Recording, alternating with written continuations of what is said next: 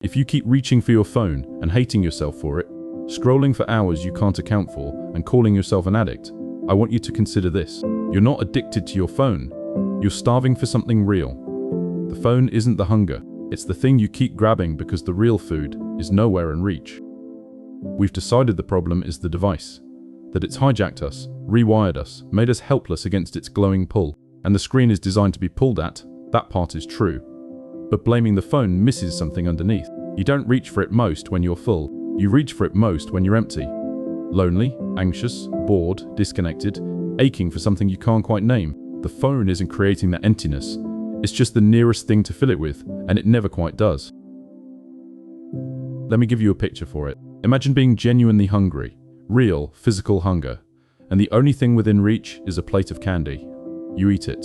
For a moment, the gnawing quiets. But candy isn't a meal, so the hunger comes back fast, and you reach for more and more, eating constantly and never once feeling fed. From the outside, it looks like you're addicted to candy, but you're not. You're starving for a real meal and grabbing the only thing in front of you. That's the phone. It's the candy you keep reaching for because the actual nourishment, real connection, real presence, real meaning, real rest, has gone missing from the table. The scrolling isn't the disease.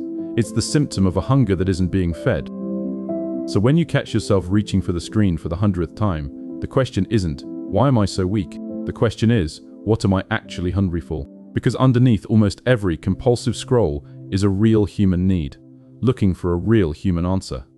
To feel less alone, to feel something, to escape, to rest, to matter. And the phone is just the substitute we grab, because the real thing feels too far away.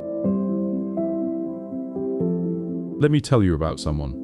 I'll call him Ben. Ben was disgusted with himself. He'd lie in bed scrolling until 2 in the morning, lose entire weekends to the feed, check his phone at red lights and dinner tables, and in the middle of conversations he actually cared about. He called himself a phone addict, weak-willed, broken. He tried app blockers and screen time limits, and they never lasted because he was treating the candy and never asking about the hunger. What finally changed for Ben wasn't a stricter app blocker.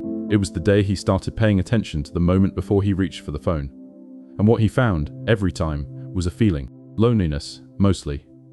A low ache of disconnection he'd been numbing with the screen for so long, he'd stopped feeling it directly. So instead of fighting the phone, he started feeding the real hunger. He called a friend instead of scrolling past their photos. He went outside. He let himself feel bored long enough for something real to rise up. And as the actual meals returned to his life, the candy lost its grip. Not because he forced it away, but because he finally wasn't starving anymore.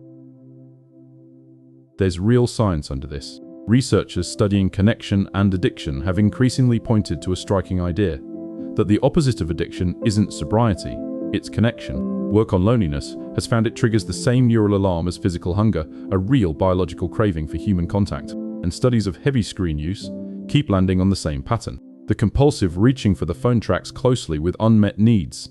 Loneliness, anxiety, lack of meaning. We don't scroll because the phone is irresistible. We scroll because something real is missing, and the screen is what's closest. So if you've been calling yourself an addict, here are 3 things I want you to understand.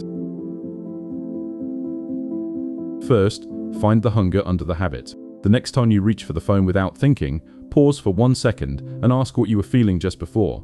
Lonely? Anxious? Bored? Empty? That feeling is the real hunger, and naming it is the first step to feeding it properly. You can't satisfy a need you refuse to look at. Second, you can't beat a real hunger with willpower alone. Trying to white-knuckle your way out of phone use while the underlying need goes unmet is like trying to diet while starving. It never holds, and the failure just deepens the shame. Don't only take the candy away, put real food on the table. Add connection, presence, and meaning, and the substitute loses its pull on its own. Third, the goal isn't a smaller screen time number, it's a fuller life. Stop measuring your progress in hours saved, and start measuring it in needs met. A life rich with real connection, real rest, and real presence doesn't have much room left for compulsive scrolling. Feed the hunger, and the habit quietly shrinks to make space for what actually fills you. So I want you to stop fighting the symptom and start feeding the need. You're not a weak-willed addict. You're a hungry human being, reaching for the only thing in arm's reach because the real meal went missing from your day. The researcher Sherry Turkle, who has studied our life with screens for decades, put it plainly. We expect more from technology, she said, and less from each other. That ache he named is the same one you keep numbing, and it was never going to be answered by a screen. You were never addicted to your phone. You were just starving for something real and grabbing the candy because the meal felt out of reach. So go find the meal and let yourself finally be fed.